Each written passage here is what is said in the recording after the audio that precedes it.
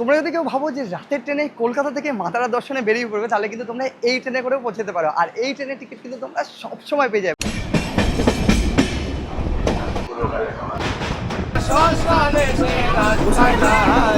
চলো আমরা সবাই মিলে চলো আমরা সবাই মিলে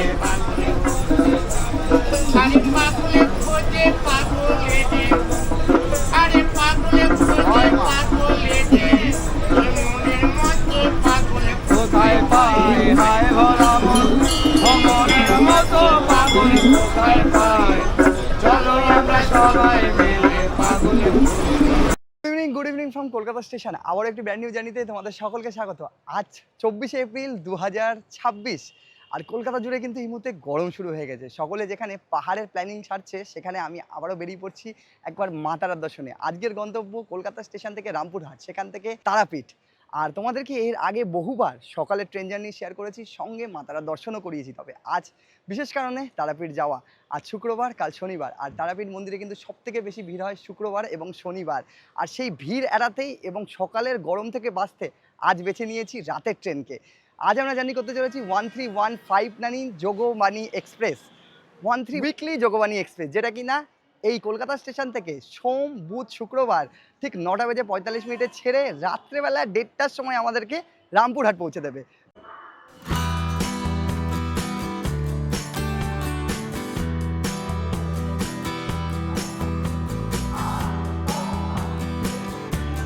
ওয়ান 1315 কলকাতা যোগবাণী এক্সপ্রেস আজ আমাদের দিয়েছে 2 নম্বর প্ল্যাটফর্মে 9:45। আমরা প্রবেশ করে গেছি কলকাতা স্টেশনে, আর আমাদের ট্রেন আজ দিয়েছে 2 নম্বর প্ল্যাটফর্মে। এটা হচ্ছে 1 নম্বর প্ল্যাটফর্ম। ফুটওভার ব্রিজ দিয়ে এখন 2 নম্বর প্ল্যাটফর্মের দিকে যাওয়া যায়।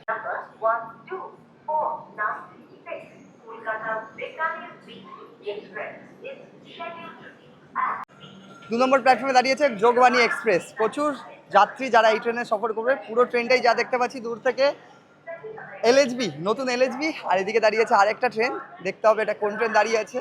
এদিকটা হচ্ছে 3 নম্বর প্ল্যাটফর্ম, আর এদিকটা হচ্ছে 2 নম্বর প্ল্যাটফর্ম।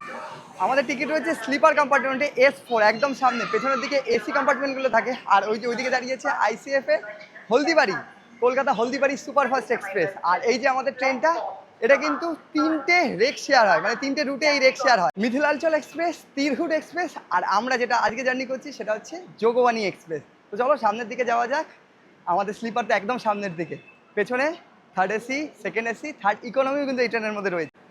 এই হচ্ছে M1 মানে ইকোনমি কোচ। তারপরেই কিন্তু আমাদের শুরু হচ্ছে স্লিপার কম্পার্টমেন্ট S7, S6, এরকম কিন্তু S1 অবধি রয়েছে। টোটাল 7টা স্লিপার কম্পার্টমেন্ট রয়েছে। আমাদের হচ্ছে S4। তো চলো একদম সামনের দিকে যেতে হবে। ঘড়ির কাঁটা জানান দিচ্ছে 9:41, আর 42 হয়ে গেল, আর মাত্র 3 মিনিট বাকি। একদম সামনে রয়েছে দুটো জেনারেল কম্পার্টমেন্ট। তো তোমরা যদি চাও যে জেনারেল কম্পার্টমেন্টে সফর করবে, সেটা তো রয়েছে ইন্ডিয়ান রেলওয়ের। টিকিট কাটো, ট্রেন ছাড়া 2 মিনিট আগেও তোমরা সেই টিকিটে সফর করতে পারো। আমাদের স্লিপার কম্পার্টমেন্টে সর্বকালের সেরা স্লিপার কম্পার্টমেন্ট। প্রবেশ করেই ওই দিকটাও স্লিপার রয়েছে, দুদিকে দুটো ওয়াশরুম রয়েছে। আর এই হচ্ছে স্লিপার কম্পার্টমেন্ট। ম্যাক্সিমাম সিটই খালি, দেখো পুরো সিটগুলো এদিকের পুরো খালি। স্লিপারে আমরা রয়েছি, যেমনটা ধরে দেখে আপার, মিডিল, লোয়ার এবং সব কিছুই রয়েছে, চার্জিং প্লাগ থেকে আরম্ভ করে। তবে দেখো স্লিপার পুরোটাই খালি, যা দেখতে পাচ্ছি ম্যাক্সিমাম সিট খালি। আমি টিকিটটা কাল করেছি, মানে আজকে জার্নি করছি, তার আগের দিনেও কিন্তু আমি টিকিট পেয়ে গেছি। তো সেক্ষেত্রে তোমাদের বলবো, তোমরা যারা রাতের মাতারা দর্শনে যেতে চাও, পদাতিক রয়েছে, দার্জিলিং মেল রয়েছে শিয়ালদা থেকে, এবং বাকি যে ট্রেনগুলো রয়েছে সেগুলো উত্তরবঙ্গ অবধি যায়, চাপ বেশি থাকে। তো তোমরা যারা মাতারা দর্শনে যেতে চাইছো, তারা কিন্তু এই ট্রেনটাকে বেছে নিতেই পারো। দেখো পুরো সবই খালি বলতে গেলে স্লিপার কম্পার্টমেন্ট। আর এসিতেও দেখছিলাম, এসিটাও অনেকটা খালি, মানে যা দেখছি পুরো সম্পূর্ণ খালি। দেখো পরপর এসে পুরোটাই ফাঁকা। তো কোনো সমস্যা নেই সকালের গরম থেকে বাঁচতে, এবং ফাঁকা ফাঁকায় আজ রাতের জার্নি হবে স্লিপার কম্পার্টমেন্টে। ঘড়ির কাঁটায় 9:45।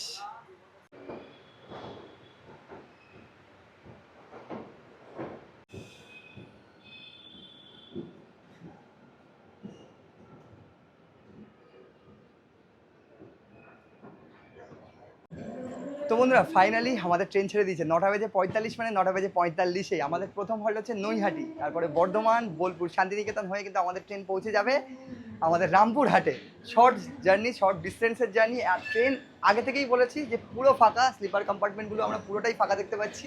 আমাদের S4 S5 পুরোটাই ফাঁকা। তো চলো দেখতে থাকো, তোমাদের সাথে দেখা হচ্ছে প্রথম হল্ট নৈহাটিতে গিয়ে। এই যে ক্লিনিংয়ের দাদারা রয়েছে, তারা বলছে যে ক্লিনিংয়ের কোনো প্রবলেম হলে নম্বর দিয়ে দিয়েছে। আর আমাদের এইখানে কয়েকজন বসে রয়েছেন যাত্রী, আর বাকি তো কম্পার্টমেন্ট পুরোটাই ফাঁকা।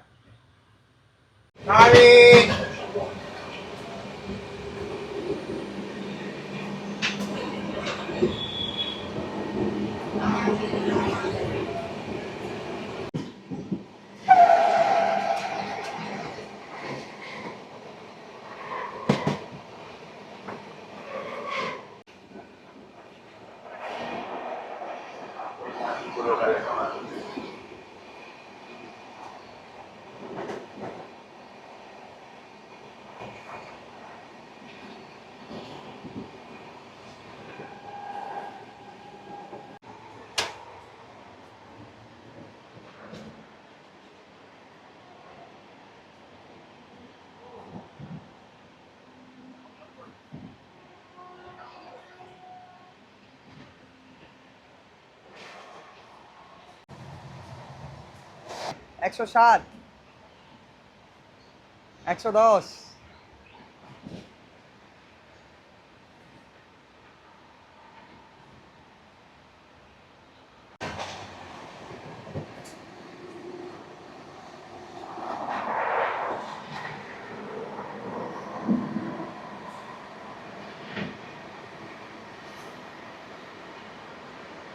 ও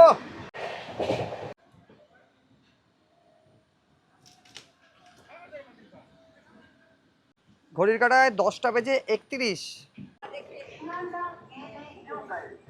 Arriving on platform number 3.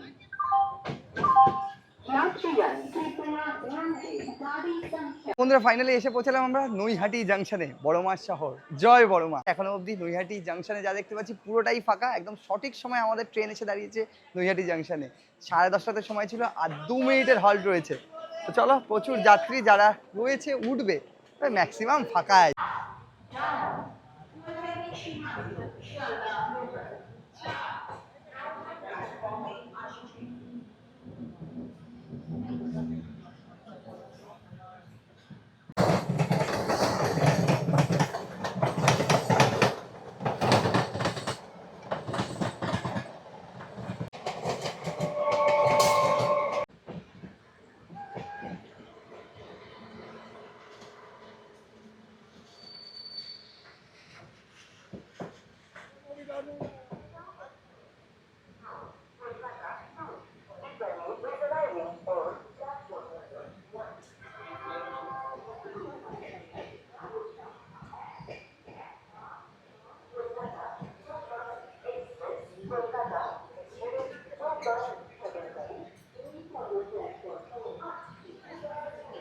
ঘড়ির কাঁটায় ডট 12টা, আর আমরা এসে পৌঁছালাম বর্ধমান জাংশন। ট্রেন এতটাই ফাঁকা, মানে ট্রেনের কম্পার্টমেন্টগুলো এতটাই ফাঁকা যে আমার কাঁধের ব্যাগ নিয়ে নামতে হলো।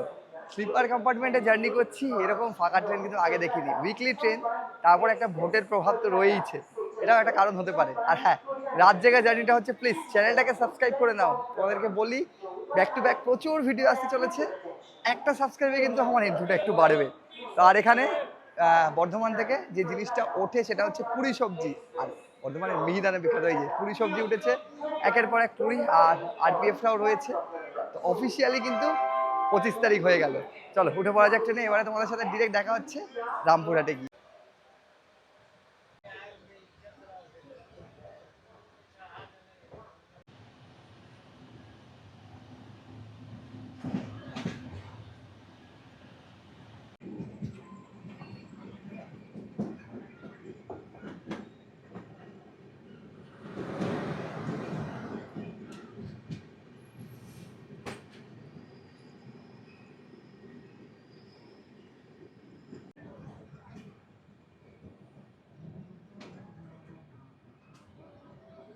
ঘড়ির কাঁটায় 1টা বেজে 46।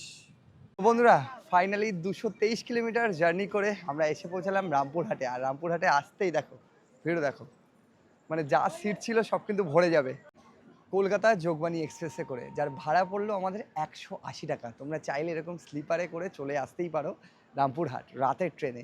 একদম ফাঁকা ছিল, এখন বহু সংখ্যক মানুষ উঠে পড়লো। আমরা বাইরে চলে যাব এখন। একদম পেছনে রয়েছে দুটো জেনারেল কম্পার্টমেন্ট, যেমনটা তোমাদেরকে বলছিলাম, সামনে দুটো জেনারেল রয়েছে, পেছনে দুটো জেনারেল রয়েছে।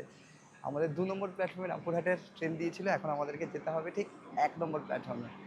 এই যে গার্ড স্যার রয়েছেন, টাটা, সীতারামপুর, মুজফ্ফরপুর, যোগবাণী, 3টে রেক শেয়ার হয়। চলো।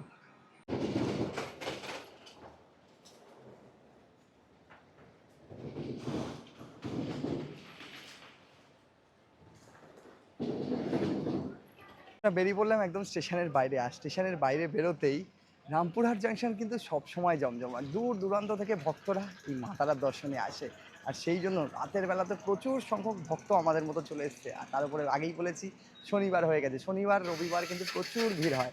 এখন আমরা সোজা মন্দিরের উদ্দেশ্যেই রওনা দেবো। স্টেশনে আর বেশি সময় কাটাবো না, কারণ এই সময় আমরা কিন্তু ফাঁকা গাড়িগুলো পেয়ে যাব। এই যে কবিগুরু ঢুকছে অলরেডি, এরকম অ্যানাউন্সমেন্ট হচ্ছে। আর রামপুরহাট যেহেতু জাংশন, প্রচুর ট্রেন এখানে দাঁড়ায় এবং ম্যাক্সিমাম ট্রেনেরই হল্ট রয়েছে। प्लेटफॉर्म क्रमांक 2 पर आ रही है। For the kind attention of the passengers, train number 1. আর এই হচ্ছে স্ট্যান্ড, যেখানে অটো টোটো সমস্ত দাঁড়িয়ে রয়েছে।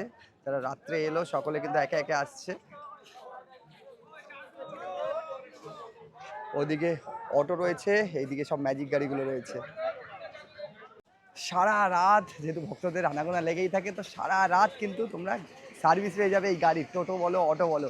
এই গাড়িগুলোতে করেই এখন আমরা উঠে মন্দিরের উদ্দেশ্যে রওনা দেবো। দেখো রাত 2টোর সময়ও প্রচুর মানুষ রয়েছে।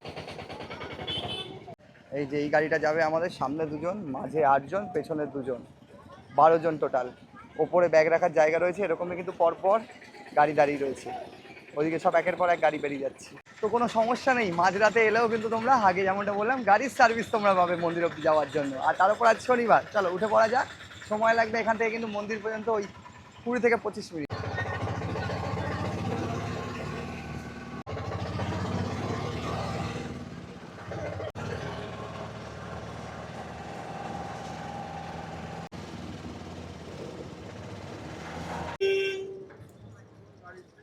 বন্ধুরা চলে এলাম একদম আমরা মা তারা সরণিতে।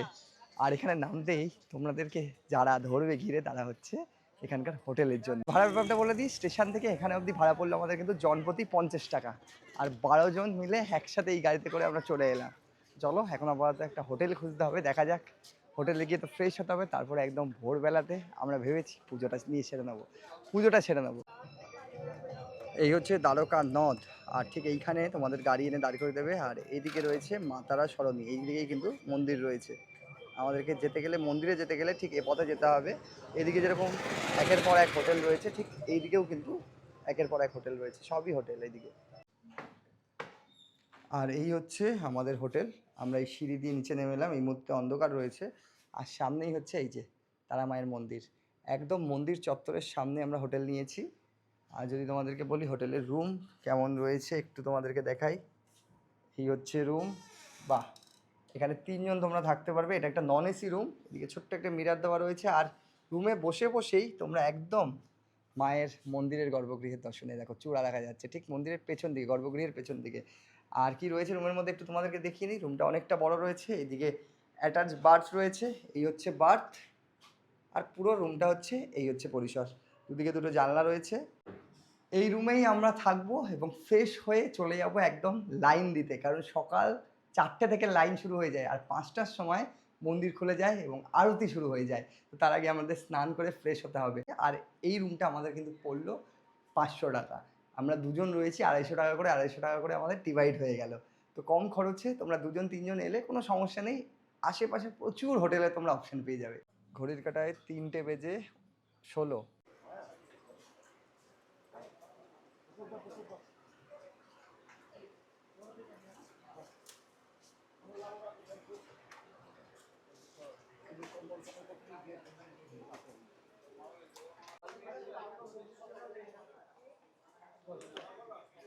অমিত শাহ ঘর যায়নি, ভোট সেই সেই এসছে অমিত শাহ।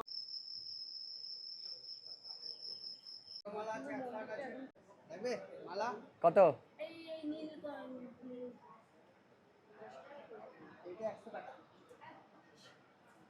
সকাল 4টে থেকে লাইন পড়ে যায়, আর এই যে আমরা সকলে এসে এখন বসে পড়লাম লাইনে। গেট খুলবে 5টার সময়, তখন আমরা প্রবেশ করবো। তবে 3টে থেকে মানুষজন এসে কিন্তু লাইন দিয়ে দিয়েছে। আর এই যে জবার মালা, নর্মাল মালা পাওয়া যাচ্ছে, তোমরা চাইলে কিন্তু এখান থেকে নিয়ে নিতে পারো তাদের থেকে।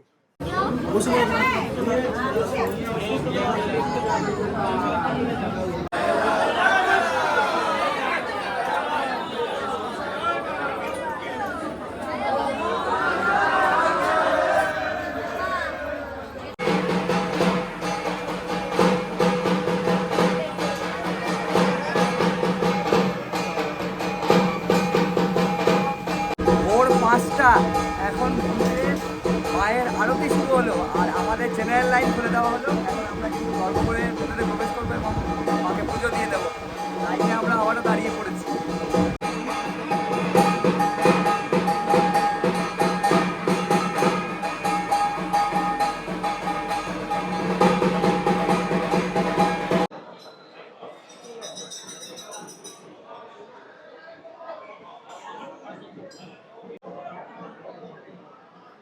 জয় মা। তোমাদেরকে মায়ের দর্শন কতটা করাতে পারলাম জানি না, তবে এক ঝলক তো মায়ের দর্শন তোমাদেরকে করালামই। তোমরা আসো, সকাল সকাল আসো, পুজো দাও। এবং ভেতরে একদম গর্ভগৃহে আর ক্যামেরা খোলাই যাচ্ছে না, তো বাইরে থেকে তোমাদেরকে যতটা পারলাম দেখানোর চেষ্টা করলাম। আর এই জায়গাটায়, যে জায়গাতে এসে পৌঁছালাম, সেখান থেকে কিন্তু তোমরা নিজেদের ছবি ক্যাপচার করে নিতে পারো এবং মন্দিরের গর্ভগৃহের সাথে। ঠিক এই যে মন্দিরের এই জায়গাটায় মায়ের চূড়া দেখা যাচ্ছে, প্রচুর ভক্তরা সকাল সকালে কিন্তু ভিড় জমাচ্ছে। আমাদের পুজো কমপ্লিট, চলো এবারে ওই দিকে যাবো, পুকুরে যাব, সেই দিক থেকে মহাশ্মশান হয়ে কিন্তু আমরা আবার বেরিয়ে পড়বো। এই হচ্ছে মন্দির চত্বর, ওইদিকে রয়েছে দুধ পুকুর, যেদিক দিয়ে আমরা লাইন দিয়ে এসেছি। এখানে কিন্তু একের পর এক শিবের মন্দির রয়েছে, ভোলেনাথের ওদিকে মন্দির রয়েছে। তোমরা চাইলে এগুলোতে সমস্ত পুজো দিয়ে দিতে পারো। এবং পুরো মন্দির চত্বরে দুটো লাইন রয়েছে, এটা হচ্ছে ভিআইপি লাইন, এই ওপরেরটা। আর আমরা এসেছিলাম জেনারেল লাইনে, ওই যে ওপরে রয়েছে জেনারেল লাইন, যে লাইনটা ওপর থেকে ওই দিক দিয়ে গিয়ে একদম গর্ভগৃহে প্রবেশ করেছে। আর এই হচ্ছে চাতাল, এই চাতাল থেকেই কিন্তু মায়ের দর্শন তোমরা সেরে নিতে পারো।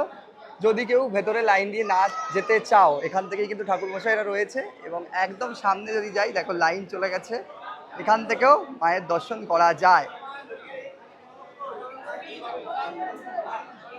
আচ্ছা, তোমাদের বলি, এখানে দুটো লাইন রয়েছে। একটা হচ্ছে জেনারেল লাইন, যেমনটা আমরা রাত্রে লাইন দিয়ে মায়ের গর্ভগৃহে প্রবেশ করলাম এবং পুজোটা সেরে নিলাম। আর একটা হচ্ছে ভিআইপি লাইন, ভিভিআইপি লাইন যেটাকে বলে, এই যে ওপরে রয়েছে, এটা হচ্ছে ভিভিআইপি লাইন, যেটা কিন্তু জনপ্রতি 500 টাকা করে টিকিট কেটে তোমরা একদম ভিভিআইপিতে এন্টার করতে পারো। সেটাতে সময় কম লাগবে।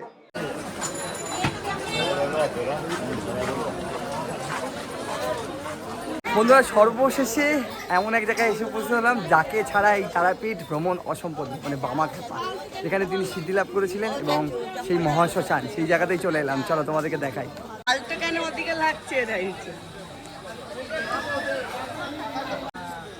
আর এই হচ্ছে সেই বামাখ্যাপার মন্দির।